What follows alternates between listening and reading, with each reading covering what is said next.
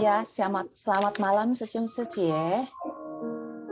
Kita mulai acara kita hari ini ya. Berhubung peserta udah lumayan, kita akan mulai. Oke. Selamat malam Sesyum Secie, Bapak Ibu semua. Salam sehat dan salam vegetarian untuk kita semua ya. Hari ini sangat luar biasa ya, kita bisa berkumpul di acara Zoom yang udah lama kita tidak tidak bersama-sama jalankan ya, karena kita udah lebih banyak ke acara, offline seperti itu ya. Nah, jadi ini kesempatan yang bagus juga buat Sesyum Secie mungkin yang masih, aktivitas, dengan keluarga bisa sambil dengar ya, karena ini, topik yang sangat menarik untuk kita dengarkan dan kita, kedatangan tamu yang sangat luar biasa ya. Nah, sebelumnya kita akan menjelaskan dulu nih, kita, dari CECI ini ada mengadakan satu program, eee, namanya pro namanya program Ihsan Satu Orang Satu Kebajikan. Jadi, kita semua berusaha, dengan sangat semangat ya, mengajak Sesyum Seci, mengajak banyak orang ya, dan mengajak, banyak restoran untuk bekerja sama, kita sama-sama, nah ini adalah salah satu flyer kita ya, Go Green. Nah, di sini kita ada, mengajak banyak orang untuk ikut mendaftar ya, terutama di Google Form kita. Nah, kemudian nanti, pada saat mereka, makan di restoran yang ada kerjasama dengan kita, mereka akan mendapatkan tambahan diskon, seperti itu ya, Sesyum Suci. Jadi udah makan sehat, enak, dapat diskon lagi. Siapa yang nggak mau ya, Sesyum Suci ya. Jadi mungkin, ada Sesyum Suci nih, ada Bapak Ibu yang belum mendaftar, bisa nih, daftar di Google Form kita. Nanti kita akan share ya di chat, bersama, kita akan share, Google Form kita. Nah, di sini juga bisa ada contact person, langsung dengan Seci Suri ya. Nah, itu ada barcode-nya, bisa di-scan juga ya, Sesyum Seci. Ini hanya sekilas, dan Sesyum Seci yang sangat luar biasa, dengan kita, ikut minimal, mungkin kita belum vegetarian ya, minimal kita sehari atau sekali kita makan vegetarian, itu juga seperti kita melakukan satu kebajikan selama satu kali, gitu. Nah, kalau kita vegetarian selama satu hari, maka kita melakukan kebajikan selama satu hari. Nah, ayo Senyum Suci ya, yang belum mendaftar, boleh langsung ya. Nah, nanti Senyum Suci pada saat mendatangi restoran juga akan kelihatan ya flyer-flyer seperti ini. Mereka ada standing card yang Suci bisa tahu, oh ini restoran vegetarian ikut loh program kita dan bisa dapat diskon kalau makan di sini gitu ya. Suci bisa ajak juga saudara, teman-teman ya, mungkin tamu bisnisnya ya yang belum pernah vegetarian gitu. Jadi bisa ajak, yuk cobain yuk ini restoran nih, restoran vegetarian loh, dan menu makanannya sehat-sehat, mungkin bisa jadi alternatif kita untuk, makan sambil mengobrolkan, bisnis kita gitu, Sesyum Suci. Oke, ini sekilas mengenai program, Satu Orang Satu Kebajikan ya, Sesyum Suci. Kita sama-sama mari, menjalankan program ini dan hidup sehat dan yang pastinya kita, melindungi bumi ya, Sesyum Suci.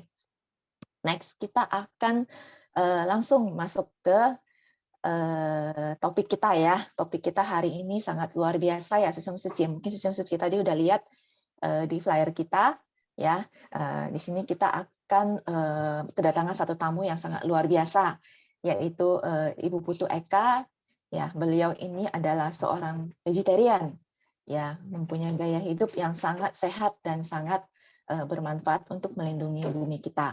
Beliau adalah, kelahiran Singaraja, tahun 1982 ya. Riwayat pendidikan, militer beliau ini sangat luar biasa ya, merupakan, lulusan dari, prajurit Karil PAPK TNI 7 tahun 2005. Menyelesaikan pendidikan kursus juga ya, menyelesaikan pendidikan kursus bahasa di Jerman tahun 2008. Kemudian menyelesaikan pendidikan Sekolah Kesatuan Komando Angkatan Udara. Terus beliau juga banyak ya pengalaman yang mungkin kalau disebut riwayat pendidikan umum ya. Nah, riwayat pendidikan umumnya, beliau adalah mengambil Institut Pendidikan Pertanian ya, itu di Bogor ya tahun 2004, ya luar biasa. Terus kemudian beliau balik lagi ke Bali ya, aslinya Bali ya.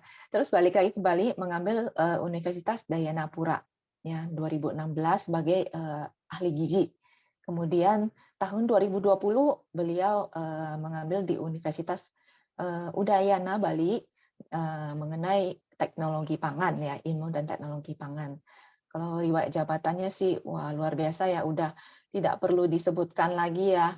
Dari pengalaman beliau itu kita bisa melihat beliau itu udah sangat luar biasa lah ya. Sampai tahun 2021 ini beliau ada di Kasubagmil Gismilkesrum ya. Wah panjang sekali, sorry kalau saya salah menyebutkan ya. Itu ada kemudian sampai sekarang di Jakarta. Nah, tidak berlama-lama lagi ya Suci, mungkin penasaran ya. Mari kita undang Ibu Eka, silakan Ibu Eka memberikan pengetahuannya yang sangat luar biasa ke kita untuk sharing-sharing mengenai vegetarian. Terima kasih.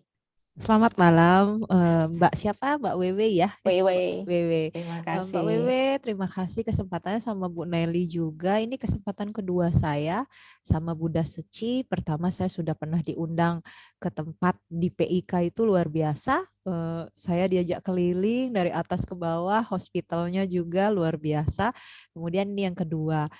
Tadinya mau diadakan minggu depan kan, tapi kebetulan minggu depan jadwal saya ada ke Jogja, kebetulan ada seleksi sekolah lagi, saya mohon doa juga, semoga walaupun kita bervegetarian tetap semangat untuk meraih pendidikan yang lebih tinggi lagi gitu ya. Jadi kali ini malam ini saya didaulat ditugaskan bukan untuk mengajari tapi untuk berbagi ilmu, sharing, bertukar ilmu informasi atau mungkin nanti kita saling melengkapi. Mungkin saja saya lebih tahu sedikit karena membaca sebelumnya, tetapi semoga saja bermanfaat. Kemudian tidak lama-lama mungkin 20 menit saya akan paparan, nanti kita diskusi saja ya Mbak Wewe. Saya bisa share screen sekarang ya. Sebentar.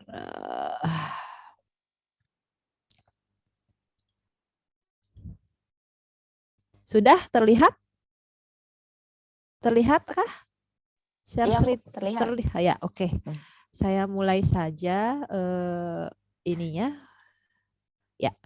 Kenapa saya memilih topik ini? Saya sudah di berbagai tempat, mungkin webinar, banyak yang meminta saya untuk memaparkan tentang vegetarian ya, ibu-ibu, bapak-bapak yang mungkin jauh lebih dulu, mungkin jauh lebih banyak ilmunya, jauh lebih banyak pengalamannya. Tetapi ini saya selalu minta mengisi acara apapun berdasarkan atas pengalaman saya. Tidak hanya berteori, tidak hanya ini katanya itu, tetapi kata saya yang melakukan. Jadi marilah sehat bervegetarian, tapi kalau vegetarian siapa takut katanya kurang kalori. Nanti kita bahas di belakang, nanti kita bisa diskusi ya. Itu kita cari solusinya, apakah kita memang menjadi lemas atau kekurangan energi karena bervegetarian, seperti itu. Jadi vegetarian itu identik ada yang menjalani tentang plant based, vegan, vegetarian. Pada intinya sih sama. Jadi kita berbasic pada dari nabati, tetapi kan ada tahap-tahapannya.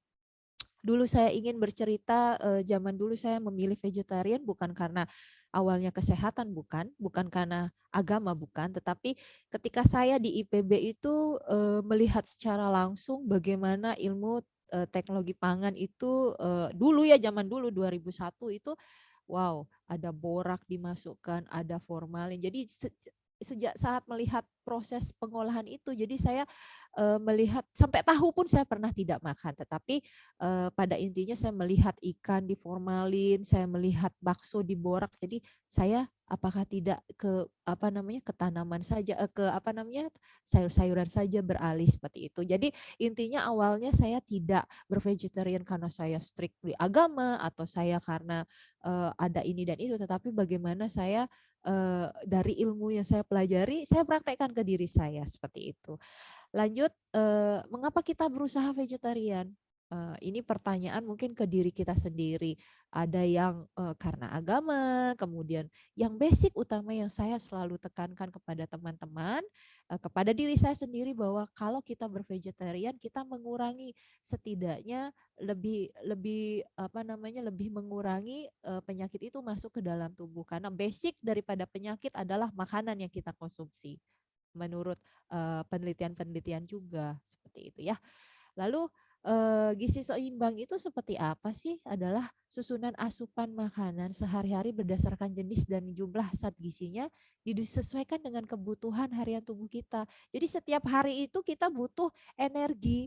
Jadi kita harus menentukan makanan atau asupan apa yang kita harus konsumsi setiap hari. Jadi kebutuhan gizi ini dipenuhi dengan memperhatikan prinsip keanekaragaman. Jadi makan tidak hanya selalu sayuran saja karena kita vegetarian, tetapi aneka keanekaragaman daripada isi piringku tersebut. Kemudian aktivitas fisik, semakin fisik kita digenjot untuk melakukan fisik selain mungkin sebagai ibu rumah tangga, selain pekerjaan rumah tangga, sama seperti saya seorang abdi negara, saya harus maintain fisik saya seperti lari, olahraga lainnya, kemudian perilaku hidup sehat dan mempertahankan berat badan normal. Gizi seimbang itu mutlak harus memperhatikan berat badan, bagaimana IMT kita, bukan berat badan berat badan ideal, tetapi IMT ideal ya. Kalau kita sudah menjalani hidup sehat, kalau kita mau jadi model bolehlah berat badan ideal, tetapi kalau kita sehari-hari IMT normal seperti itu ya.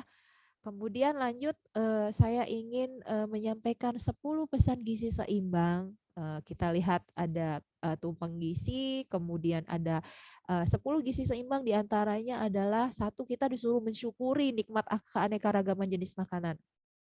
Kita bersyukur ya di Indonesia itu kita punya bahan makanan pokok yang beraneka ragam. Ada beras, ada nasi, beras menjadi nasi, ada gandum, kemudian ada sorghum sekarang yang terkenal, kemudian ada singkong, ubi, talos, seperti itu. Kemudian yang kedua, banyak makan sayuran dan cukup buah-buahan. Ini basic dari seorang vegetarian. Konsumsi sayuran dan buah yang banyak. Kemudian konsumsi lauk pauk berprotein tinggi. Berprotein tinggi itu tidak selalu harus makan, tidak harus selalu mahal maksud saya, tetapi yang murah saja kita bisa memperoleh konsumsi protein yang tinggi. Kemudian konsumsi aneka ragam makanan pokok. Jadi kita terbiasa makan nasi ya, tetapi ketika kita pergi ke luar negeri kayak saya ke Australia, jarang ada nasi, saya harus makan roti, saya harus berusaha adaptasi bahwa makanan pokok kita itu nasi tidak selamanya kita bisa dapatkan di luar ataupun mahal, tetapi kita berusaha mengerti bahwa makanan pokok itu tidak selalu harus beras, tetapi bisa diganti dengan ubi, talas, singkong ataupun bahan makanan pokok yang kita miliki, apalagi di Indonesia. Kemudian batasi konsumsi makanan manis, asin dan lemak, nanti kita bahas di belakang. Kemudian biasakan sarapan pagi sebelum beraktivitas. Kenapa? Kenapa selalu ditekankan sebelum kita beraktivitas selalu sarapan pagi, apalagi di sekolah-sekolah saya temui di Bali itu di mana-mana sekarang ya, bahwa kita harus bawa bekal, anak-anak kita harus dibekali sarapan pagi di rumah, bawa bekal di makan siang, karena sarapan pagi itu adalah sumber kalori daripada kita beraktivitas selama dari pagi sampai siang. Kemudian kita makan siang, makanan diolah menjadi kalori, digunakan untuk energi kita beraktivitas dari siang sampai sore seperti itu ya. Kemudian minum air yang cukup dan aman, biasakan baca label pada kemasan makanan. Kita biasa berbelanja di supermarket, di pasar tradisional. Jangan lupa, saya selalu mengingatkan, lihat expired date-nya, lihat komposisinya, apalagi kita vegetarian atau beralih ke vegetarian, kita harus melihat komposisinya. Kemudian biasakan cuci tangan dan berolahraga. Ini yang selalu saya tekankan kepada teman-teman. Makan sehat. Tetapi berolahraga malas, ya sama saja, tidak ada fungsinya. Jadi kita harus seimbang antara bagaimana kita konsumsi kita setiap hari dan olahraga kita atau aktivitas fisik kita setiap hari. Kemudian saya ingin mengingatkan bahwa salah satunya yang saya baca kemarin adalah serupa tapi tidak sama. Ketika kita mengkonsumsi makanan yang utuh kemudian diolah, inilah ilmu teknologi pangan ya, akan merubah jumlah kalori dan zat gizi makro dan zat gizi mikro di dalamnya. Terutama kalori, saya berbicara kalori karena orang akan berbicara kalau gizi itu pasti berat badan, IMT normal, jadi bukan berat badan ideal, IMT normal. Berapa sih atau apa makanan apa sih yang kita konsumsi? Nah, kita lihat jenis makanannya. Ketika kita mengkonsumsi pisang satu biji dalam 100 gram itu 89 kalori ada. Tetapi ketika kita goreng, ternyata satu biji itu kita satu pisang itu ada 252 kalori, hati-hati. Kemudian kentang ketika dirubah menjadi keripik kentang, kemudian tempe yang begitu kaya vitamin, zat gizi makro, mikro, ternyata ketika digoreng kita konsumsi itu ternyata lebih tinggi kalorinya. Nah, seperti itu ya. Hati-hati dalam memilih bahan pangan ketika diolah dalam teknik pengolahannya. Kemudian saya tidak bosan-bosan mengingatkan bahwa pada zaman sekarang ini kita sering mendengar kalau zaman dulu 4 sehat 5 sempurna. Sekarang pun orang pada belum kenal isi piringku, tetapi masih kita makan, guru mengajarkan, bahkan di sekolah-sekolah masih 4 sehat 5 sempurna. Tetapi inilah kita butuh sosialisasi kepada keluarga, anak-anak kita bahwa sekarang itu adalah isi piringku, adalah bagaimana porsi piring kita apa yang kita konsumsi setiap satu kali makan terpenuhi semua zat gizi makro yang dibutuhkan oleh tubuh kita dan zat gizi mikro. Jadi nanti kita bahas dalam pertanyaan berikutnya. Nah, saya ingin menyinggung tentang komposisi kedelai. Kenapa sih? Karena basic kita vegetarian, banyak kita mengkonsumsi sayuran, buah-buahan dan kacang-kacangan. Kedelai adalah jenis kacang-kacangan yang nilai komposisi asam aminonya sangat tinggi. Jadi beberapa penelitian baik di Indonesia maupun di luar negeri meneliti tentang kedelai ini. Jadi ketika kita melihat kualitas protein itu ada salah satu alat ukur yang disebut dengan PDCAAS atau Protein Digestibility Corrected Amino Acid Score. Jadi berapa komposisi tertinggi atau berapa komposisi makanan itu sehingga bahan makanan itu memiliki kualitas protein tinggi. Jadi nilai maksimalnya 1. Jadi kita lihat di dalam tabel ini, saya sengaja memperbesarnya sehingga terlihat jelas bahwa kandungan nilai kedelai itu hampir sama dengan putih telur, susu sapi, daging sapi. Jadi don't worry, jangan pernah khawatir, kita tidak kekurangan asam amino. Jadi kualitas protein kedelai setara dengan telur, susu, daging sapi. Kualitas protein kedelai juga lebih tinggi daripada beras, jagung, dan terigu. Jadi serealia yang kita konsumsi ya. Kemudian saya mengingatkan atau mungkin memberi pandangan bahwa kualitas protein itu kita kenal dengan asam amino esensial dan non esensial. Asam amino esensial adalah asam amino yang dibutuhkan di dalam tubuh, tetapi kita tidak bisa memproduksinya di dalam tubuh, tetapi didapatkan dari asupan makanan kita. Jadi ada beberapa, saya tidak hafal juga, harus kita lihat. Nah, salah satunya lisin, metionin. Kenapa saya hadirkan lisin dan metionin ini, bahwa kita mengkonsumsi beras dan bahan makanan pokok itu sering, tetapi tidak sadar kita dia mengandung asam amino pembatas. Artinya asam amino yang terbatas jumlahnya, yaitu di beras itu ternyata lisin yang menjadi asam amino pembatas. Kita lihat di kedelai ternyata dan produk olahannya lisin yang tinggi, tetapi metionin yang rendah. Kalau di beras metioninnya yang tinggi, rendah, tapi lisinnya yang rendah, tapi metioninnya yang tinggi. Jadi ketika kombinasi makanan nasi dan tempe ini disinergikan, kita konsumsi nasi kemudian tempe, ternyata asam amino pembatas ini terpenuhi dari dari salah satunya. Ketika lisin itu rendah di beras, ternyata dipenuhi oleh si tempe atau makanan yang terbuat dari kedelai. Begitupun sebaliknya. Jadi jangan pernah khawatir kita kekurangan asam amino. Kita lihat penelitian-penelitian, ternyata ketika kita makan, ketika penelitian itu dicobakan nasi dengan kacang lainnya dan nasi dengan kedelai, tepung kedelai, ternyata terpenuhi, lisinnya menjadi meningkat 100 dibandingkan dengan kacang lainnya yang diberikan kepada si tikus percobaan tersebut. Nah, tadi saya salah satu adalah pesan gizi seimbang adalah di antara 10 itu adalah batasi konsumsi gula, garam, dan lemak. Di mana-mana ketika saya ada sewa pelayanan, kemudian ada berbagi ilmu, selalu menekankan bahwa kita ingat GGL aja, gula, garam, lemak, yaitu 415. Apa artinya 415? Kita harus konsumsi gula, tidak harus. Paling banyak dibatasi ya, paling banyak 4 sendok makan. Kalau bisa dikurangi, jadi 4 sendok makan. Jadi gula itu tidak selalu harus dalam bentuk gula pasir atau gula aren, tetapi gula itu kita harus menambah pengetahuan kita itu dalam karbohidrat lainnya seperti nasi itu ada gulanya. Kemudian tepung-tepungan mungkin kita buat snack ataupun kue itu ada gulanya dalam bentuk sakarida yang lainnya gitu ya. Kemudian garam, kenapa 1 sendok teh? Karena garam ini sangat berpengaruh terhadap tensi kita atau tadi pagi saya melakukan pelayanan di daerah Jakarta Utara melayani sekitar 70 orang dari target kita 100.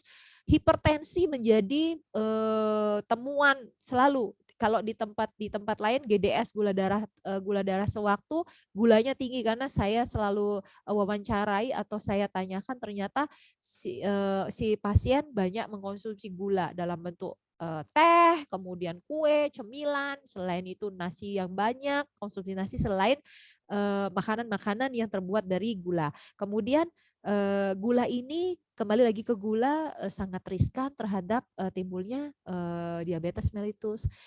Sekedar diketahui diabetes mellitus itu ada tipe 2 selain 3 saat hamil kita bisa muncul, tapi yang penting itu adalah 2. 1 diabetes mellitus tipe 1 ketika seseorang itu mengalami DM memang keturunan, kemudian yang kedua karena pola atau gaya hidup. Jadi hati-hati terhadap makanan yang kita konsumsi sangat berpengaruh terhadap kesehatan kita. Kembali ke garam kita batasi dalam Kemenkes ditekankan bahwa 1 hari hanya boleh mengkonsumsi 1 sendok teh.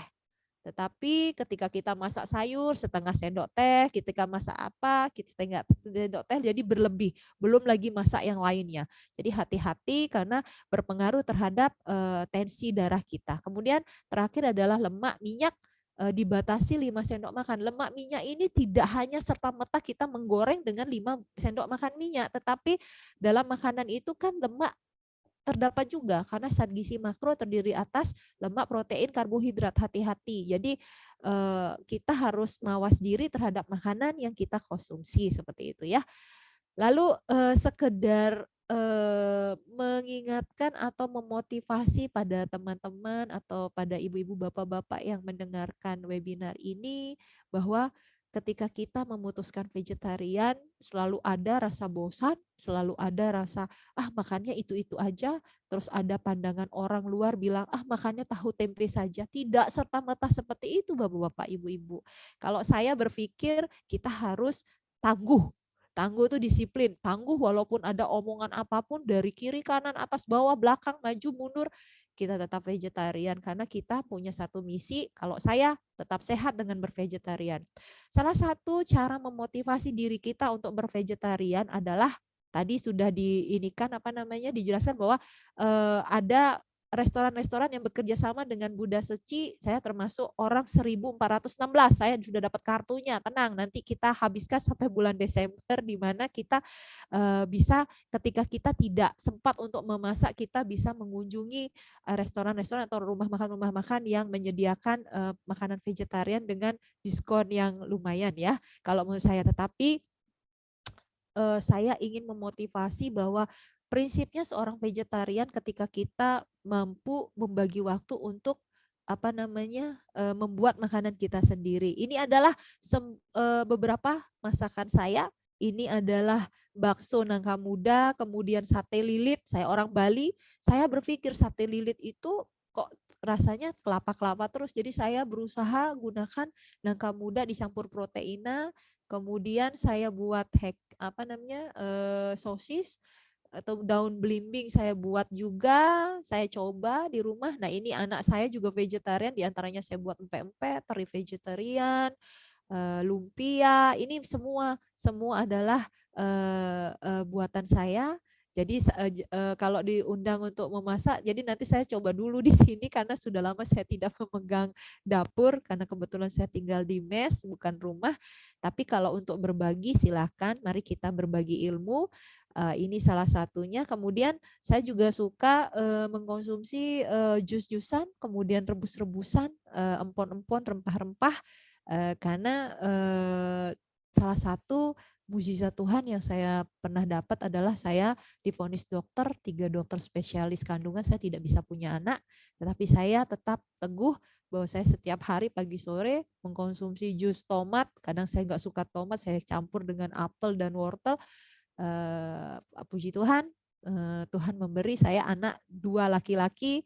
Ternyata vonis itu terbantahkan dengan kita selalu hidup sehat, kemudian kita selalu berbagi, kemudian kita berpasrah sama Tuhan. Nah, ini saya ambil dari punya teman-teman, tapi untuk memotivasi diri saya sendiri, memotivasi teman-teman bahwa makanan vegetarian itu tidak harus selalu tempe tahu, dan seperti itu jadi kita bisa memvariasikan makanan kita, jadi kita lebih senang melihat. Kalau saya melihat warnanya saja sudah tertarik, apalagi memakannya. Saya nggak peduli rasanya seperti apa, tetapi bagaimana manfaatnya di dalam tubuh. Nah, ini saya ambil dari adik-adik Poltekkes Bali yang sedang menyusun praktek makanan terbuat dari tahu, tempe dan bahan kedelai.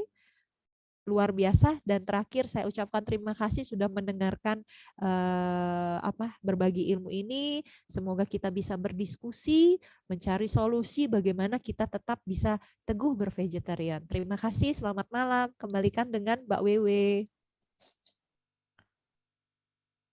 Iya, terima kasih Ibu Eka, sharingnya sangat padat, sangat singkat, dan sangat menggugah ya.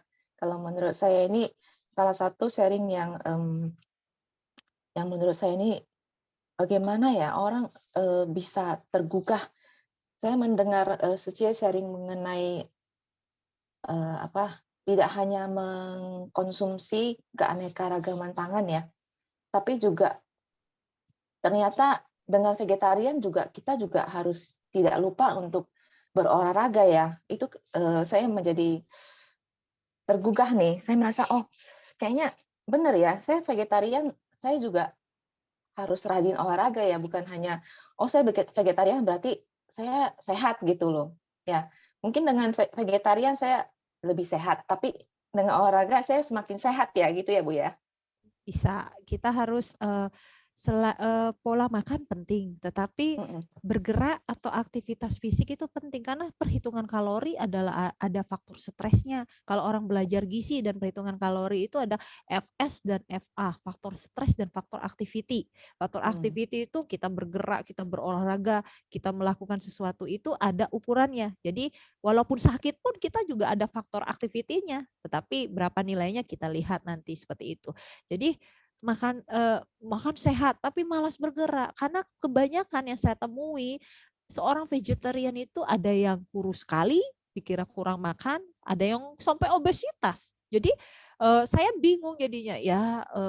Kalau selesai melahirkan oke, wajar lah, seperti saya dulu sempat overweight karena saya habis melahirkan, kemudian saya kembalikan, saya sekarang sudah turun 11,5 kilo. Kemudian bahwa vegetarian itu tidak serta-merta tidak bergerak. Jadi kita harus atur pola hidup kita. Selain konsumsi makanan, kita harus banyak beraktivitas olahraga seperti itu ya. Iya, benar sekali Bu ya. Saya juga merasakan mungkin sharing-sharing yang kita dengar sebelumnya mungkin hanya sepintas mengenai pola hidup ya, tapi ditekankan juga harus berolahraga gitu ya.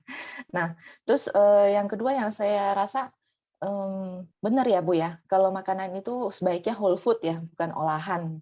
Kayak misalnya tadi Ibu sharing itu pisang, katanya, "Oh, saya vegetarian, jadi, mungkin pisang goreng menjadi alternatif, saya untuk, saya vegetarian," gitu. Tapi ternyata kalori yang kita peroleh itu, luar biasa ya, tadi saya hitung sepertinya ada 10 kali lipat ya. Jadi saya juga kaget, kalorinya besar sekali ya, sedangkan saya juga termasuk orang yang vegetarian yang doyan gorengan sih, Bu. Hati-hati dengan gorengan karena, Iya, ini sekedar sebelum ada yang bertanya, "Kenapa sih?" Saya setiap, ada konsul gizi ketika orang bilang, "Ibu makan gorengan," ketika, "Kenapa kok bisa suka gorengan?" "Habis enak sih, Bu." "Oke, enak." Pengalaman saya, ketika saya mengkonsumsi gorengan itu kan karena disediakan oleh teman, oleh kantor, jadi saya tergoda juga ya, sebagai manusia juga tergoda. Ketika saya medical check up, nilai kolesterol saya lebih 20 poin. Jadi saya bilang, "Aduh 220." Akhirnya saya, rebus kukus selama seminggu akhirnya normal lagi. Sangat-sangat signifikan untuk, hasil apa namanya, darah kita untuk kolesterol tinggi, untuk gorengan seperti itu. Jadi pengalaman saya, jadi ya kalau bisa sih rebus, kukus jauh lebih bagus seperti itu. benar sekali ya. Saya juga barusan nih kebetulan, baru seminggu lalu ya, Bu, ya, saya juga coba tes, darah rutin dan saya semuanya bagus sih, Bu, cuman masalahnya kolesterol aja.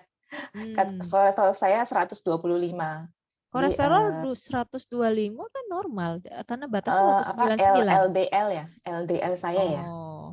LDL Heeh, tinggi, trigliserid tinggi, HDL biasanya turun. Jadi ya mhm, tinggal mengatur pola makan. Saya selalu bilang pada diri saya, usahakan jangan mengkonsumsi, kan kadang-kadang, "Oh nanti minum obat aja." Kita terbiasa minum obat, perhatikan fungsi ginjal kita, kalau bisa mhm, atur pola makan kita. Jadi saya seperti itu. Jadi, setiap tahun, 6 bulan sekali sampai 1 tahun sekali saya harus medical check up, saya harus mhm, mengetahui bagaimana, karena saya terbiasa 2 bulan sekali donor darah, Bu, Mbak W. mmm, Jadi prepare donor darah setiap 2 minggu sebelum donor darah saya harus konsumsi makanan yang zat gizi. Ini ada pertanyaan, kekurangan ya, zat besi penggantinya di VG apa? Banyak, Bu.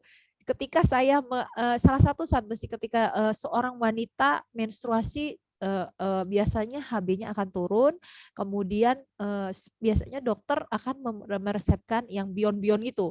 Tetapi ada yang katanya mengandung, kalau kita vegetarian ada item, hewaninya. Lebih aman kita mengkonsumsi seperti apa.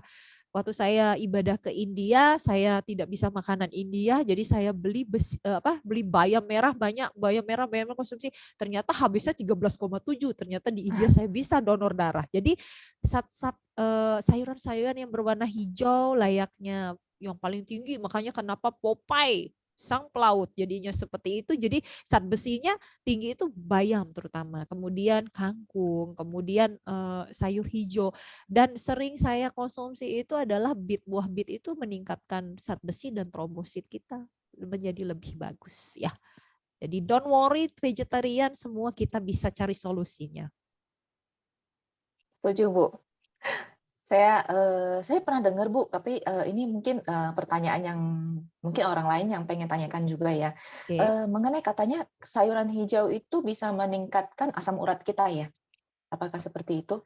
Sayuran Eee, berwarna hijau?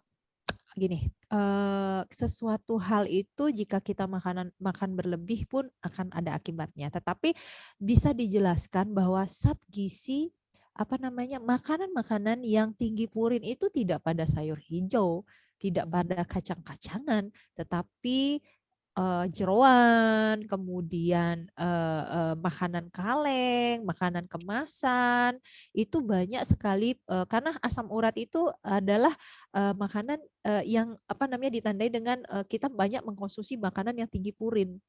Jadi don't mhm, worry, jadi jangan pernah khawatir ketika kita mengkonsumsi sayuran hijau banyak. Kalaupun kita sebatasnya aja tidak mungkin sebanyak sampai sebaskom gitu kan kita konsumsi kan Mbak Wewe. Jadi, iya, kita tahu kapasitas pencernaan kita, kapasitas usus kita. Jadi tidak masalah kalau menurut saya ya. Oke. Ya, ini sambil, kita tunggu pertanyaan lainnya, Sisung Suci, di sini saya, melihat ada lebih kurang 50 orang ya, itu ada di grup ini, di grup Zoom ini. Bagi yang punya pertanyaan bisa langsung raise hand ataupun langsung, ngomong ya, Sisung Suci, "Suci, saya ingin bertanya," gitu ya. Jadi, kita bisa langsung, dengarkan pertanyaannya di sini atau bisa melalui chat ya, Sisung Suci. Mungkin malu nih dengar suaranya. Nah, saya mau chat aja gitu. Boleh ya, Sisung Suci, silakan bisa langsung chat, di chat room-nya kita. Jadi sambil menunggu ada pertanyaan lagi nih, Ibu Eka. Oke, Ibu silahkan. Eka udah berapa lama ya? Tadi saya dengarnya, mulai dari 2001 ya, pas Ibu Eka jelaskan itu Ibu Eka memutuskan menjadi vegetarian, benar nggak? Saya sejak 2001 tuh saya baru belajar teknologi pangan. 2003 saya memutuskan, ketika saya melihat dulu saya lihat tempe diinjak-injak gitu kan, zaman dulu kan. Iya Karena iya. saya kan orang teknologi pangan harus tahu bagaimana pengolahan tahu. Wah, diawetkan sama formalin, saya sempat nggak makan tahu 1 tahun. Karena saya melihat sendiri. Kemudian terakhir, karena saya merasa tubuh saya sudah enak banget vegetarian ketika masuk, saya kan seorang abdi negara TNI, saya tetap vegetarian. Jadi ketika pendidikan pun, teman-teman, sangat menghormati saya ketika pembagian saya adalah daging ataupun ayam, ditukarnya pun dengan tempe. Jadi, dia bilang, "Kak Kak, tukar ya dagingnya sama tempe." "Oh silakan, kamu kan vegetarian." "Oke." Jadi dia dapat 2 ayam, aku dapat 2 tempe. Jadi tidak masalah. Jadi, untuk lari, kemudian aktivitas yang berat ke seorang abdi negara itu tidak pernah masalah. Bahkan puasa pun ketika saya ada hari raya Nyepi, tetap saya puasa, tapi tetap vegetarian juga tidak masalah, seperti itu, ya. Iya, luar biasa ya, Ci. Ibu Eka, kita itu ternyata vegetarian, nggak perlu takut ya, nggak perlu seperti omongan orang lain tuh, "Ah, udah lu jangan vegetarian ya, nanti nggak ada tenaga, nanti lemes," gitu ya. Mungkin nggak seperti itu ya, ini terbukti dari, Bu Eka ya, yang sebagai abdi negara ternyata semua aktivitas yang diikutin, yang makan daging, yang tidak menjadi vegetarian juga, Bu Eka bisa ikutin semua ya, seperti Ya. itu ya? Mungkin ini, sekedar sharing bahwa kalau dulu kan 4 sehat 5 sempurna, harus makan protein nabati dan harus makan, protein hewani. Tetapi di dalam isi piringku, piramida makanan, itu ada garis miring. Jadi ketika itu ada protein nabati garis miring protein hewani. Jadi salah satu kita makan asupan asam amino atau protein kita sudah terpenuhi. Jadi tidak usah khawatir karena Kemenkes sudah mengeluarkan itu gitu ya.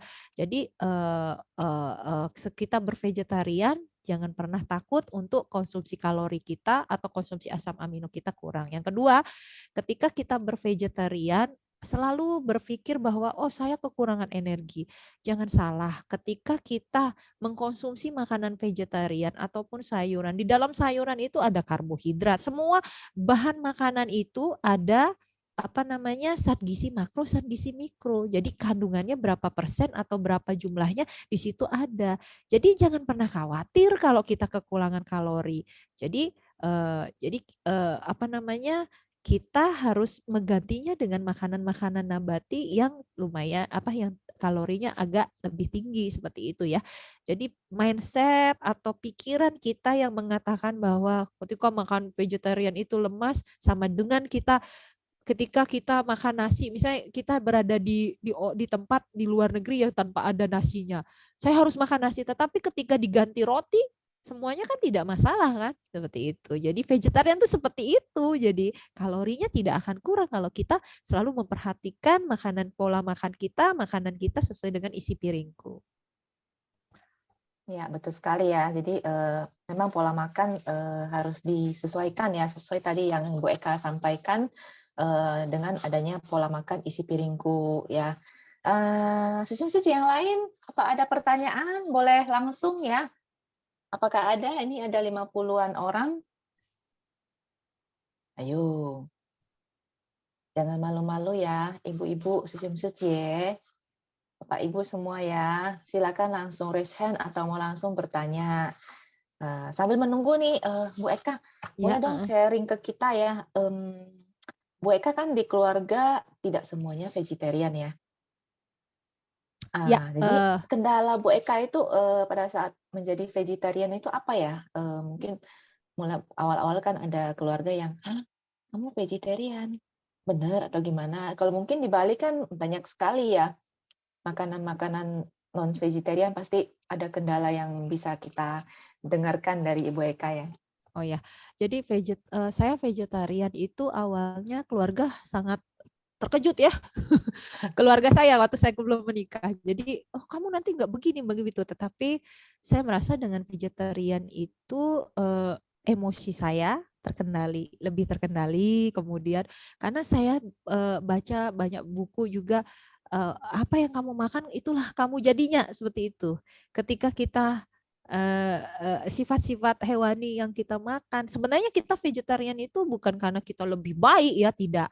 Tetapi bagaimana kita, satu sehat, kemudian yang kedua mampu mengendalikan, sifat-sifat hewani. Hewani kita tuh yang rasanya kita marah, ego kita tinggi, itu yang harus kita kendalikan. Jadi, keluarga awalnya wow, menentang, tetapi ketika saya menjadi lebih baik, kemudian dulunya pemarah jadi ya jauh lebih lebih lebih tidak terlalu marah atau mungkin lebih lebih landai, jadi mereka sangat-sangat, menerima. Kemudian yang kedua, ketika saya menikah, kebetulan suami juga vegetariannya lebih strict dari saya, anak-anak saya mengandung dengan dokter kandungan, ditemani dengan dokter kandungan yang vegan, saya ini tetapi keluarga pada awalnya juga nanti anaknya begini, anaknya begitu, tapi saya selalu, minta sama Tuhan bahwa saya ingin menjalani ini dan saya selalu menambah, apa namanya, bacaan-bacaan saya bahwa, nggak apa-apa kok kita,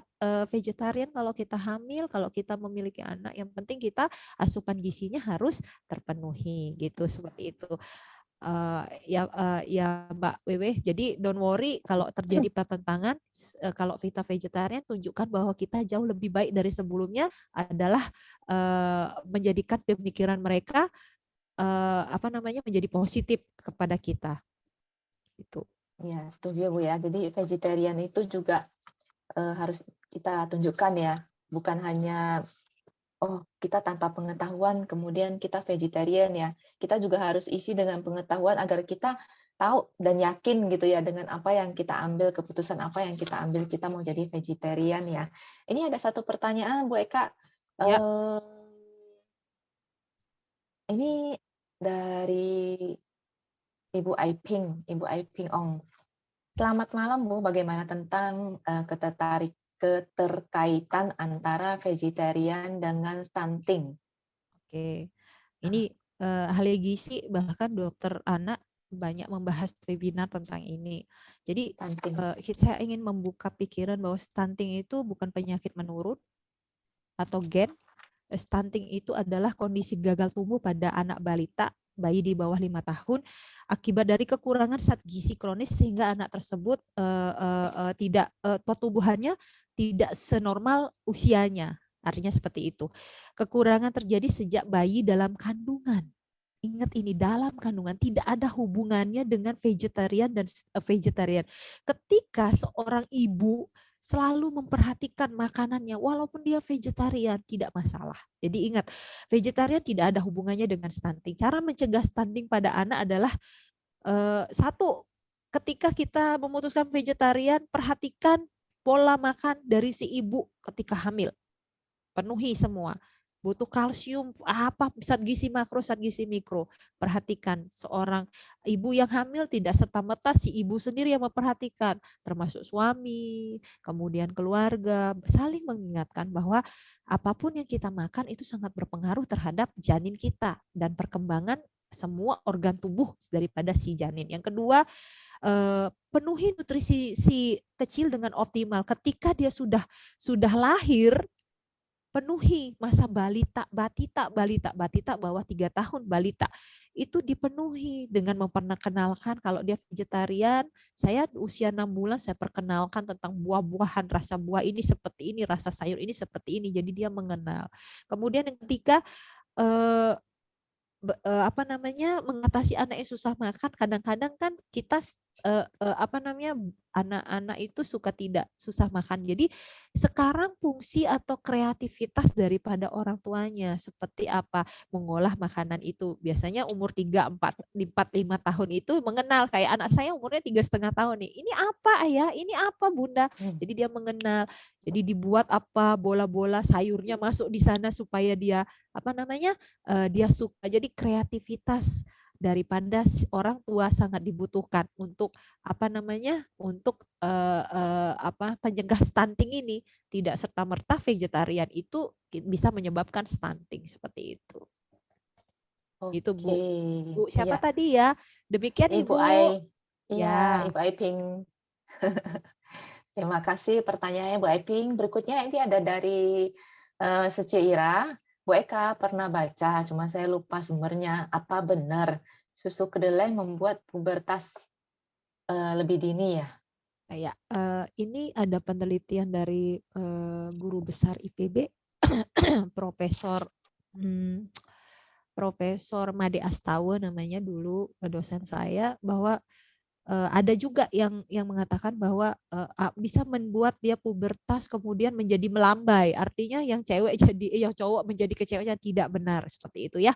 Jadi konsumsilah susu apa namanya kedelai itu sangat bagus sekali untuk tubuh gitu ya, untuk kita yang vegetarian, sumber protein yang tinggi. Jadi ketika kita memperoleh apa namanya informasi tersebut, karena di Google pun bisa jadi hoax kan. Kita cari jurnal penelitian. Saya selalu bilang, kita harus menambah ilmu itu bukan katanya-katanya, tetapi kita harus mencarinya dari penelitian-penelitian yang sudah dilakukan oleh mungkin ahli-ahli pangan, ahli-ahli gizi. Jadi tidak katanya ini, katanya itu, katanya ini. Jadi ketika orang berkata itu sumbernya dari mana gitu. Bukan kita tidak mempercayai orang tersebut, tetapi kalau kita diberi informasi, tolong itu sumbernya dari mana, nanti kita cari yuk informasinya bareng-bareng. Tapi kalau menurut yang saya baca malah tidak, karena pubertas itu tergantung hormon hormon di dalam tubuh ya. Mungkin nanti kita bisa sharing dengan dokter apa namanya, dokter ginekologi mungkin ya, atau dokter spesialis apa namanya, kandungan seperti itu ya. Jadi semua itu bergantung dari hormon. Jadi susu kedelai membuat pubertas lebih dini tidak benar seperti itu ya. Ibu Ira, don't Ya, worry, kita konsumsi susu kedelai, tapi ingat kita konsumsi itu kalau semua makanan itu kalau pada batas pada batasnya kita tidak masalah, tetapi kalau berlebih ya sama aja. Ya, seperti itu. ya. Terima kasih Sece Ira udah memberikan pertanyaannya. Ya, jadi enggak ya, ternyata tidak membuat pubertas lebih dini ya. Berikutnya ini ada Mama Ivana nih, ada Mama Ivana. Bu Eka, apa ada tips untuk menjaga pola makan sehat di tengah gaya hidup zaman sekarang? Misalnya kopi, minuman boba, cemilan cemilan viral yang mayoritas gorengan dan tinggi lemak atau gula. Karena hal itu sangat umum dalam bersosialisasi dengan teman-teman. Wow. Ibu Dira ya, Ibu, saya juga orang yang sangat sosialisasinya tinggi karena di kantor, kemudian di kantor saya ada senior junior ya, komandan segala macam, diajak makan segala macam. Mereka udah tahu saya vegetarian, jadi saya silahkan Mbak Putu, silahkan Mbak Eka pesan duluan. Nah, ketika saya ditawari itu, saya kebanyakan akan memilih menu sayuran atau salad ataupun jus tanpa gula dan susu kental manis. Biasanya saya minta, saya buatkan saya jus alpukat tapi saya nggak isi gula dan susu ya, biasanya begitu. Jadi dan buah terutama. Kadang-kadang pun keluar saya, misalnya saya sewa pelayanan kemana gitu, saya bawa Tupperware, apa namanya, itu isinya buah potong. Jadi saya Kalau lapar saya buka di suatu tempat saya makan, udah selesai seperti itu. Jadi bagaimana mengatasi ya, kita harus mengendalikan diri kita. Minuman boba itu gulanya sangat tinggi, kemudian cemilan viral itu gorengan sangat enak memang. Saya sudah pernah konsumsi sekali, tergoda juga, tetapi kalau misalnya kita memang tidak enak ataupun apa, ya sekali-sekali kita misalnya seminggu sekali kita diundang ya cobalah 1 biji barangkali kita pengen mencoba. Tetapi kalau kita tiap hari kita diajak bersosialita terus makanannya seperti itu ya gagal diet lah, kita bisa naik overweight kemudian kalau kita cek darah mungkin saja karena kan kita tanpa sadar mengkonsumsi makanan dan minuman itu tanpa tahu akibat belakangnya. Jadi kalau udah, wah gula saya tinggi, GDS saya tinggi, wah gimana caranya ya Bu, gini-gini ya. Akhirnya hasil akhirnya itu. Nah minum kopi, saya tidak terbiasa minum kopi, teh pun kadang-kadang nggak pakai gula. Karena itu sudah kebiasaan ya. Tapi untuk memulai kebiasaan yang baik itu akan sangat sulit sekali. Tetapi kalau kita mau teguh, disiplin, ya ya sudah kita pasti bisa menjalaninya. Saya yakin sekali Bapak Ibu di sini mungkin lebih disiplin dari saya, lebih lebih apa namanya? Lebih berkreasi dari saya, tetapi ada kalanya juga kita tergoda, tetapi kalau kita memang harus mengkonsumsi itu ya kita bisa hindari atau kita bisa konsumsi tapi batasi gitu ya. Jadi jangan pernah takut untuk bersosialisasi sepanjang kita udah disiplin terhadap diri kita. Seperti itu Mbak Wewe, Ibu Dira. Ya, ini kayaknya udah terjawab nah dengan Ibu Dira ini ya, maminya maminya Dira. Berikutnya dari Pak Chandra ya. Selamat malam Bu Eka. Bagaimana secara umum kita tahu kebutuhan makan kita sehari-hari udah cukup? Contoh saja sop kacang merah, tempe, tahu. Apakah cukup gizinya untuk 1 kali makan? Makasih saya. Oh, Ibu Chandra. Oh Maaf, ya. Ibu Chandra. Tadi kan saya sudah share tentang apa namanya, tadi ada tumpeng gizi itu ya kan ada 2 sampai 3 porsi, 3 sampai 4 porsi. Jadi begini, ketika kita menghitung kalau orang awam, kalau orang gizi sih boleh kalori sekian sekian sekian sekian diganti dikalikan ini gini. Tetapi kalau orang awam kita ambil piringku. Kalau di FDA Food Drug Amerika itu namanya My Plate. Kemudian kalau di Indonesia namanya isi piringku. Isi piringku mungkin sudah sangat santer terdengar di tempat kita yang vegetarian bahwa 1/3 bagian adalah nasi karbohidrat ya. Tidak hanya nasi, boleh boleh roti, boleh boleh talas, boleh singkong, 1/3 bagian lagi adalah sayuran dan 1/3 lagi dibagi setengahnya adalah lauk pauk dan buah-buahan. Jadi kita tidak perlu menghitung sebenarnya, tetapi kita melihat isi piringku. Jangan pula kita makan isi piringnya segede gambreng. Jadi segede gitu, jadi kita porsikan terhadap piring kita bahwa 1/3 bagian kita harus konsumsi karbohidrat. 1/3 bagian lagi sayurnya. 1/3 lagi protein lauk pauk protein kita, kemudian 1 sampai 2 potong ada lagi. Kalau 3 potong tuh mungkin ada 2 jenis seperti itu ya.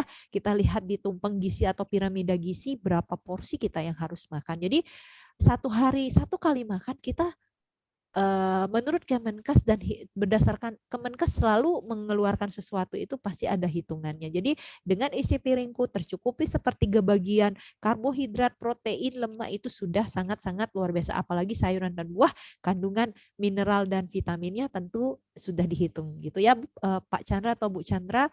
1 kali makan, pokoknya lihat isi piring kita. Ya, piring kita sewajarnya, kemudian kita buat seperti gambar yang saya tadi share di apa namanya di slide. Jadi itu sudah hitungan terpenuhi seperti itu dari Kemenkes. Jadi kita tidak perlu menghitung. Kalau memang mau ini harus konsul ke dokter gizi. Jadi dokter gizi atau ahli gizi jadi dihitungkan satunya. Toh juga ada kalkulator ini, kalkulator gizi atau kalori di dalam Android kan banyak. Jadi kita bisa menghitungnya di sana. Jadi secara mudahnya isi piringku sudah memenuhi sekali makan seperti itu. Begitu. Iya, terima kasih Bu Eka. Ya, Ini Ibu Chandra ya, Ibu Chandra. Udah terjawabkan ya Ibu Chandra ya. Ini ada dari tadi Ibu Aiping ya, Ibu Aiping Ong, terima kasih Bu katanya gitu. ya, sama-sama. Terus siapa lagi nih? Ayo yang mau bertanya, jangan sampai telat ya. Ini ada Kemudian 50-an orang nih. ya. Kalau yang bertanya silakan bisa langsung raise hand. Mumpung ada ahli gizinya di sini bisa langsung ditanyakan ya. Baik untuk kesehatan diri sendiri juga bisa, langsung ditanyakan.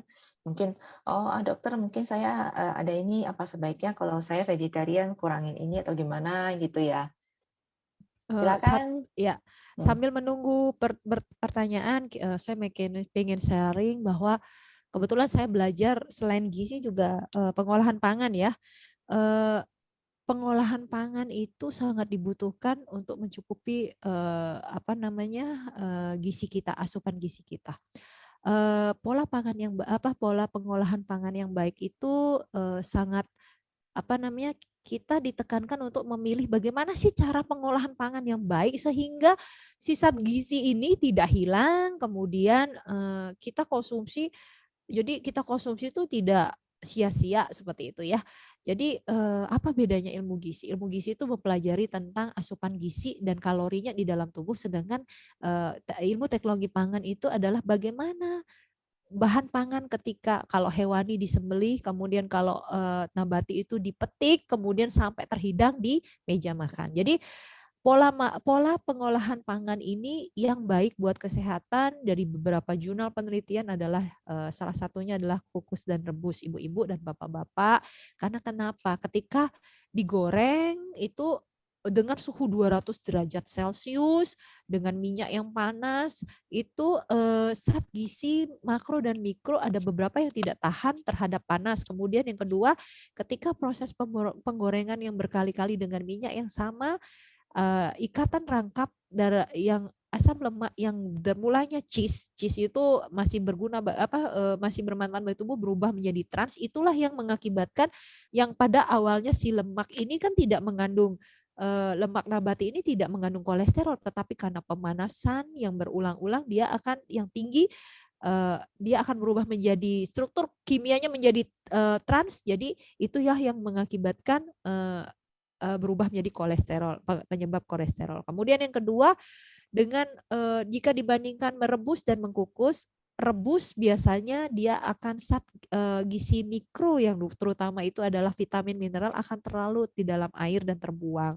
Kalau misalnya kita buat sayur kuahnya dimakan itu tidak masalah, tetapi kalau seperti kita merebus makanan sayuran buat pecel kan airnya dibuang sayang banget, lebih baik kita coba untuk mengkukusnya atau mengolahannya dengan cara mengkukus. Mengkukus hanya menggunakan uap air, tidak terlarut, tetapi kalau dibandingkan dengan mengkukus, menggoreng itu adalah kukus, rebus, kemudian goreng seperti itu. Jadi pengolahan pangan kita harus tahu bagaimana sehingga makanan itu tidak sia-sia kita makan. Jadi silahkan kukus rebus adalah cara yang lebih baik dibandingkan dengan menggoreng seperti itu. Iya.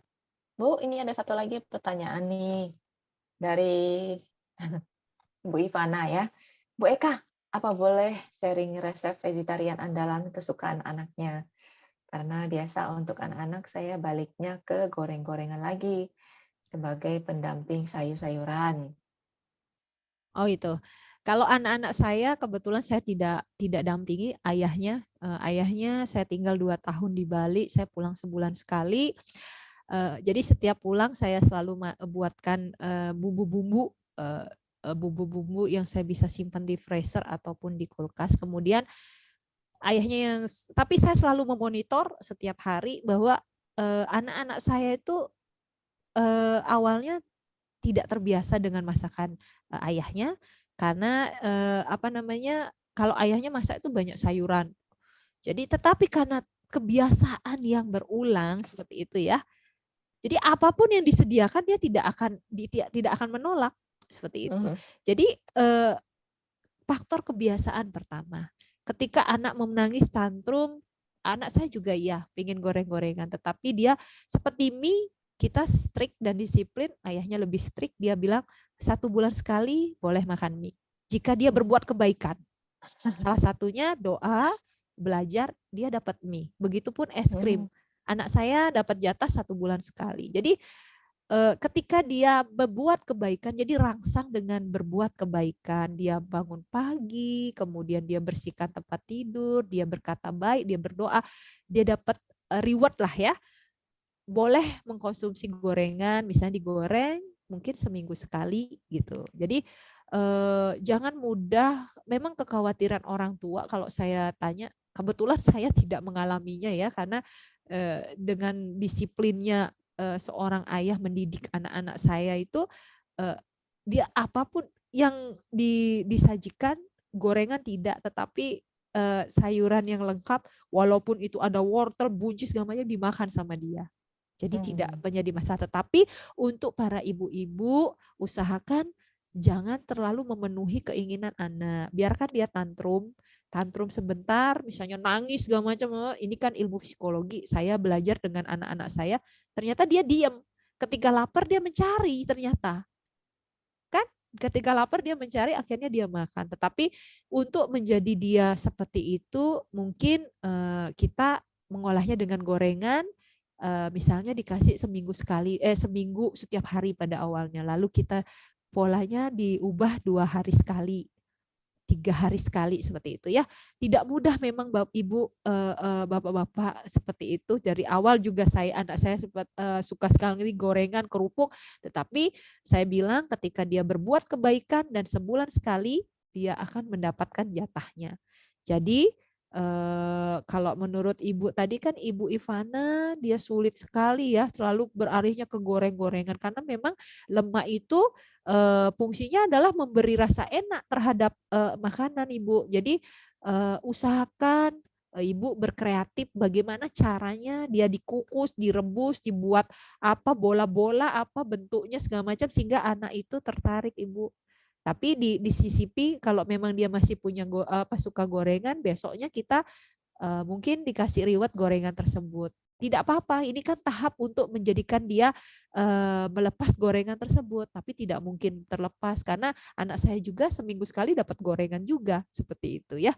Jadi tidak salah kita berusaha untuk menyediakan makanan yang sehat, tapi di sebelahnya kalau dia masih kurang suka gorengan, kurang suka yang direbus dikukus, disediakan saja Bu, karena tahapan anak-anak itu kalau kita memaksakan sekali, dia malah tidak mau makan. Tapi pelan-pelan kita kenalkan, kita coba dengan disiplin, dengan kemauan keras pasti bisa. Itu Mbak Wewe, Ibu Ivan.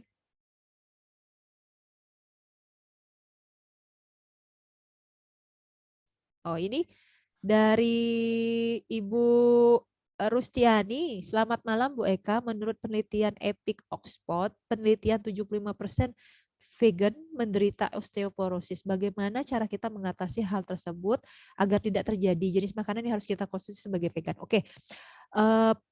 Osteoporosis mutlak biasanya dialami oleh usia lanjut usia ya, bagi kita yang lanjut usia, tetapi kadang-kadang juga sudah usia muda juga terkena osteoporosis. Jadi osteoporosis itu bisa saja kekurangan kalsium. Jadi caranya adalah pertama ketika hamil, konsumsi kalsium kita ditinggikan. Ada kalsium itu kalau untuk vegetarian banyak terdapat pada rumput laut. Rumput laut itu kan bisa berbentuk nori ya, seperti itu. Kemudian yang kedua pada brokoli juga, sayur-sayuran hijau kalsiumnya juga tinggi, asparagus. Jadi Ibu jangan pernah khawatir sementara kita vegetarian, vegan, sayuran hijau, kemudian sumber-sumber dari laut itu kalau kita konsumsi kan rumput laut, misalnya diolah seperti apa, itu kalsiumnya sangat tinggi, Bu. Jadi vegetarian untuk mungkin penelitian Oxford itu karena yang diteliti kurang memperhatikan asupan kalsium. Susu-susu banyak juga mengandung kalsium, Ibu dan Bapak, tapi kita perhatikan kalau misalnya kita sudah masih vegetarian, masih konsumsi susu sapi, dipilih yang tinggi kalsium, atau kita bisa langsung konsumsi dari sayuran-sayuran. Kita bisa searching di Google bahwa sayuran apa sih yang mengandung kalsium yang tinggi. Jadi saran saya makannya itu seperti rumput laut, kemudian brokoli, asparagus, avokado juga banyak mengandung kalsium. Jadi nanti saya punya gambar-gambar dan penjelasannya, buah dan sayur apa aja yang mengandung, nanti kita bagi, kita share ya. Bapak-bapak, ibu-ibu, setidaknya kita vegetarian, kita harus peduli terhadap tidak selain zat gizi makro. Kalau saya bilang zat gizi makro itu protein, karbohidrat, lemak. Kalau zat gizi mikro itu vitamin dan mineral termasuk air di dalamnya. Jadi don't worry kalau kita vegetarian, sama seperti kita yang tidak vegetarian, konsumsi dengan sumber makanan yang tinggi kalsium dari nabati juga banyak itu. Halo Bu Eka. Halo Bu Nelly. Maaf nih Bu Wewe internetnya terputus, jadi saya yang akan membantu ya moderator ke Ibu ya. Enggak apa-apa, silahkan. Sampai nanti Bu Wewe masuk. Nah Bu Eka, tadi saya lihat masakan Ibu itu dengan bahan dasar nangka muda ya, sangat kreatif ya Bu ya. Nah pertanyaan saya, ini kebetulan saya yang bertanya. Oh. Boleh tanya Bu, ada kelebihan di gizi nggak untuk nangka muda? Sebenarnya semua bahan pangan itu tentunya mengandung zat gizi makro dan zat gizi mikro tersebut ya. Kalau nabati itu banyak serat di dalamnya.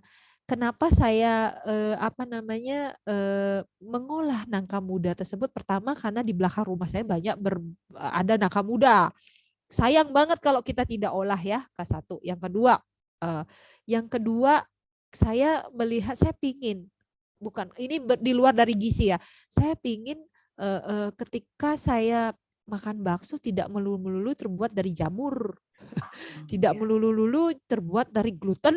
Nah, jadi cari alternatif. Jadi kita aneka ragam pangan, kita harus mencoba beraneka ragam bahan sehingga kalau cita rasa kita bisa tambahkan bumbu, tetapi bagaimana kita membentuknya kemudian disukai terutama oleh keluarga atau anak-anak kita yang bervegetarian.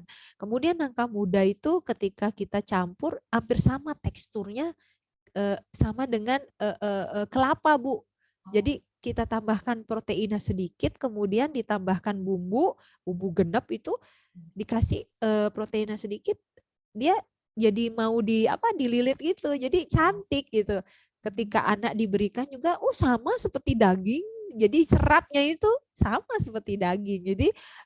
Jadi mengakali kalau di hari raya kan kami satu keluarga besar harus buat sate lilit dari ayam. Jadi saya sama suami mengakalinya, jadi anak itu nggak tahu, saya juga punya sate lilit tapi terbuat dari nangka, seperti itu. Ya, luar biasa. Luar biasa Bu Eka, saya melihat tadi Bu Eka masakannya itu sangat kreatif, terus sangat variatif, bisa memakai nangka muda. Nah, ada rencana nggak nih Bu bikin buku resep nih Bu Eka? Ada rencana, saya lagi cicil, kebetulan saya lagi males banyak kegiatan ini. Saya belum lanjutkan lagi buku resep itu. Kemarin saya diminta 4 resep masuk di Saimahila. Jadi saya buat serombotan dengan cara saya, kemudian serombotan itu makanan khas Kelungkung. Jadi Kelungkung Bali. Jadi kalau orang buat serombotan itu sama dengan urap tapi beda. Jadi beda. Nanti kita bisa share kalau ada waktu, kita bisa berbagi ilmu. Kemudian yang kemarin tuh saya buat apa ya diminta tuh. Pokoknya itu salah satunya itu. Teri vegetarian. Tapi rimbit, harus punya, itu dilatih kesabaran kita bagaimana merendam, memotong, menggoreng. Kemudian itu bisa disimpan sampai 1 bulan. Kalau nggak ada lauk, saya pakai itu. Nasi anget pakai teri itu. Jadi tidak harus kita pergi keluar jadinya, seperti itu Bu Nelly. Jadi kita harus kreatif, sehingga kita tidak bosan menjadi vegetarian. Betul, betul Bu Eka, memang harus kreatif dan saya sangat kagum ya dengan Bu Eka di sela-sela kesibukannya sebagai abdi negara masih sempat ya menciptakan resep-resep yang sangat enak sekali. Luar biasa Bu. Nah sekarang Bu Wewe udah masuk, saya kembalikan ke Bu Wewe ya. Makasih loh Bu Eka. Ya, Saya tunggu sama-sama. nanti buku resepnya Bu. Waduh, lama itu Bu. Harus Gak konsentrasi apa-apa tinggi. ya. Oke, silakan Bu Wewe. Makasih Bu Eka. Ye. Ini lanjut ke pertanyaan Bu Ira. Pertanyaan Bu Ira ya. Ya. Oke, yang terakhir tadi maaf chatnya Ibu Ira hilang nih di sini Nah ya. ya, oke. Saya tanya ya, Hanya ada. baik. Bu Eka mau nanya lagi ya. Dari aspek kandungan nutrisinya lebih bagus konsumsi flaxseed yang sudah diekstrak dalam kapsul atau yang masih berbentuk seed. Berhubung mobilitas cukup tinggi, jadi lebih mudah konsumsi yang kapsul. Oke. Nah, pertanyaannya Bu. Terima kasih Bu. Bu Ira, ini adalah salah satu teknik teknik pangan ya. Bagaimana namanya enkapsulasi, kemudian dibentuk jadi kapsul-kapsul itu. Tapi kita harus hati-hati karena kalau saya belajar kapsul itu ada yang terbuat dari bahan non hewani ya, ada juga. Jadi kita harus teliti kandungannya. Sekali lagi baca label kemasan kalau kita membeli, itu yang selalu ditekankan. Jadi tidak masalah kalau kita mobilitas tinggi, kita mengkonsumsi itu, tetapi kalau ada waktu kita usahakan membuat sendiri, karena dengan membuat sendiri, dengan kita berjanji, berdoa, dengan penuh cinta kasih kita membuat makanan kita kan beda bumbunya. Selain bumbu yang nyata sama bumbu yang perasaan cinta kasih itu beda. Karena kita kalau kita dibuat oleh orang lain kita tidak pernah tahu, mungkin dia dalam keadaan marah, memasak atau bagaimana, itu kan sangat mempengaruhi makanan kita. Seperti itu ya. Jadi kalau dalam bentuk kapsul tidak masalah, tapi perhatikan kalau kita membeli kapsul itu di labelnya itu apakah dia sudah, kalau kita vegan atau vegetarian apakah sudah vegetarian. Ini salah satu teknik pengolahan pangan. Jadi bagaimana menyimpan atau memperpanjang masa simpan, ada yang dienkapsulasi, ada yang dibuat dikeringkan, ada yang itu adalah teknik-teknik pengolahan pangan yang dipelajari oleh ahli pangan, tetapi itu tidak menjadi masalah kalau kita sibuk ataupun kita mobile tinggi, tetapi jika ada waktu alangkah baiknya kita buat sendiri, seperti itu Ibu. Oke, terima kasih Bu Eka. Bu Ira sepertinya udah terjawabkan ya. Nah, ada tinggal satu lagi nih pertanyaan Ibu dari Ibu Chandra ya, dari Ibu Chandra. Kalau sayur-sayur tertentu yang menghasilkan gas, bagaimana mengatasinya ya? Untuk yang bermasalah dengan lambung atau istilahnya GERD ya, apakah ada saran khusus dalam menu vegetarian? Terima kasih Bu Eka. Oh, ya udah. Kalau sayur-sayuran yang bergas, saya juga melarang kepada, terutama saya kalau konsul kan di kantor ini adalah penerbang pramugari, penerbang-penerbang kita. Jadi selama penerbangan kita membatasi makanan yang bergas. Salah satunya adalah ubi. Ubi itu kan ketika kita makan singkong, ubi terutama itu akan menyebabkan flatulensi. Jadi kentut-kentut gitulah ya, perut kembung, kentut-kentut. Kemudian ya kasarannya seperti itu. Jadi platus kentut. Jadi menghasilkan gas. Jadi kita batasi Bu, kalau kita misalnya sudah merasa ada lambung kita bermasalah atau salah satu organ kita bermasalah, kita bisa memilih. Jadi kita tahu keadaan tubuh kita masing-masing. Kalau tubuh saya semoga saja sehat, tidak ada masalah, saya tidak ada masalah untuk mengkonsumsi apapun. Tapi jika ada yang makan nangka, ya nangka, durian itu kan bergas. Nangka, durian, kol, kemudian ubi itu harus dibatasi Ibu untuk mencegah lambung atau GERD-nya. Jadi pribadi kita masing-masing kita sangat tahu bagaimana kondisi tubuh dan organ kita sendiri. Kalau sudah merasa tidak baik untuk mengkonsumsi itu, jadi carilah sayuran yang lain atau nabati yang lain. Oke, terima kasih Bu Eka. Terima kasih atas pertanyaan Ibu, Bapak, dan Sesiung Seci semua. Sepertinya itu adalah pertanyaan terakhir yang menutup sharingnya hari ini. Ya, yang saya tangkap hari ini ya mungkin bisa bermanfaat buat teman-teman semua yang baru join terakhir, baru join yang setelah Ibu Eka sharing-sharing tadi. Vegetarian itu harus diimbangi dengan gizi yang seimbang ya, tidak hanya dengan pola makan sayur, tapi harus dengan variatif keanekaragaman pangan. Terus, ini ada satu chat lagi, boleh minta IG-nya Ibu Eka kalau mungkin ada. Nanti bisa ini ya, chat ya, bisa chat. IG saya dengan nama yang sama, Eka Yudayanti, tapi saya tidak aktif di IG tapi di Facebook. Tapi isinya nanti ada makanan, ada sewa pelayanan gitu-gitu doang. Oke. Nah, terus next saya sambung lagi. Ya, jadi vegetarian juga harus dibarengin dengan olahraga yang seimbang. Selain mengkonsumsi makanan yang sehat, yang pastinya makanan sehat itu lebih baik whole food ya, tidak dari bahan olahan. Whole food itu seperti misalnya tadi ada contohnya Bu Eka, pisang ya pisang gitu, jangan pisang goreng gitu. Tempe ya tempe, jangan jadi tempe goreng, seperti itu ya. Jadi mungkin ditambah lagi keseimbangan itu juga harus kita pikirkan mengenai GGL-nya ya. GGL-nya itu yaitu gula, garam, dan lemak. Jadi tidak hanya vegetarian, tapi juga kita pikirkan gulanya kita batasin, garamnya dibatasin ya. Kemudian lemaknya juga dibatasin gitu. Yang pastinya menjadi seorang vegetarian itu mungkin ini juga saya alami sendiri.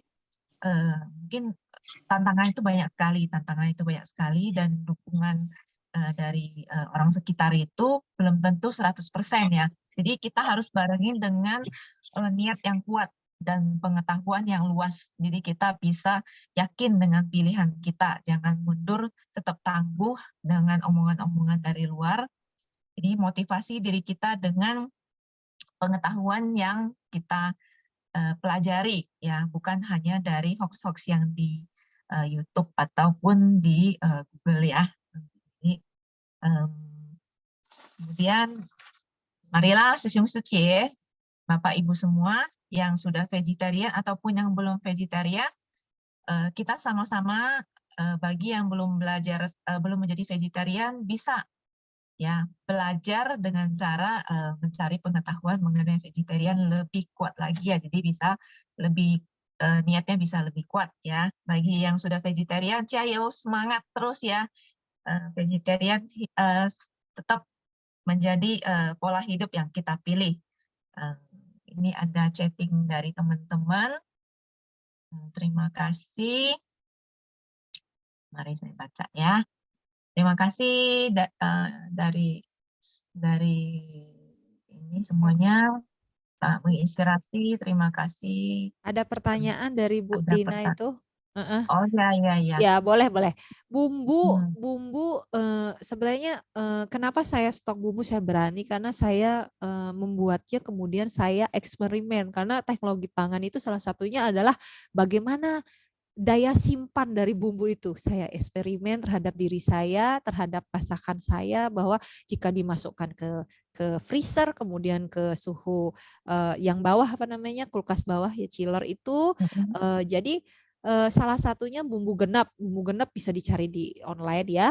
Bumbu genep, bumbu tomat, bumbu bakso, bumbu nasi goreng, bumbu pelecing. Jadi ada sekitar 8 bumbu yang saya sudah tepak-tepak, itu sebulan sekali saya buat, saya masukkan, ada yang saya masukkan freezer dan ada yang masukkan di suhu kulkas. Jadi suami saya yang tidak bisa masak pun dia sudah bisa masak. Jadi jago sekarang.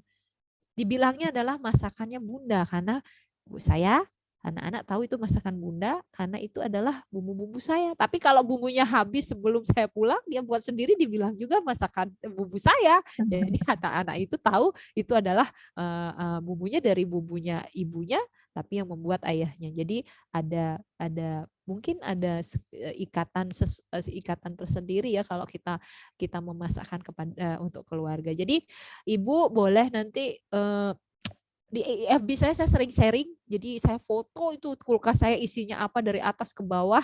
Jadi ada teh kombucha juga, kemarin saya sharing kepada anak-anak autis membuat teh kombucha, ekoenzim, apapun itu. Kalau saya bisa ada waktu dan permintaan untuk sharing, silahkan.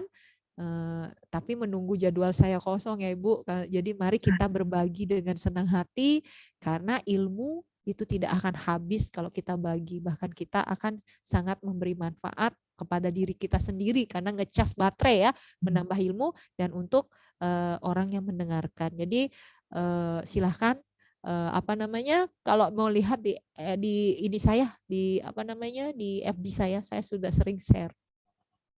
Terima Iya. kasih. Terima kasih Bu Eka. Ini ada satu, mungkin telat ya masuknya ya, nggak apa-apa. Kita masih ada lagi webinar kita ya di Sabtu depan ya. Planningnya itu hari Sabtu tanggal 29 di jam yang sama. Jadi bagi hari ini yang belum mengikuti secara ini, pengen ikut lagi, pengen tahu lagi mengenai gizi seimbang nabati, bisa ikutan ya di tanggal 29 di jam yang sama hari Sabtu ya. Nanti Sorry, ada Bu Wewe. Belum ditentukan nanti ya. Oh, belum ditentukan ya. Belum, ya. Oh, oke. Soalnya ini saya lihat, sorry ya. Nah, jadi nanti kita akan info lagi ya, sesiung suci ya Bapak Ibu, mengenai jadwal webinar kita berikutnya. Untuk yang hari ini, terima kasih kepada Ibu Eka, terima kasih kepada sharingnya yang luar biasa hari ini. Juga terima kasih kepada Bapak Ibu semua yang telah ikut Zoom kita hari ini. Semoga sharing Ibu Eka hari ini bermanfaat untuk kita semua ya. Salam sehat, salam vegetarian. Semangat ya. Semangat. Selamat Terima kasih ya Bu malam. Eka sudah Selamat malam. Ya. sharingnya selalu nggak bosan-bosan. Iya. Ya. Setelah ini boleh saya live dari ini? Boleh Ya. ya. Terima Terima kasih. kasih, Bu. Selamat Terima kasih. malam. Salam sehat vegetarian. Salam Sehat sehat. selalu. Baik, terima kasih. Terima kasih semua.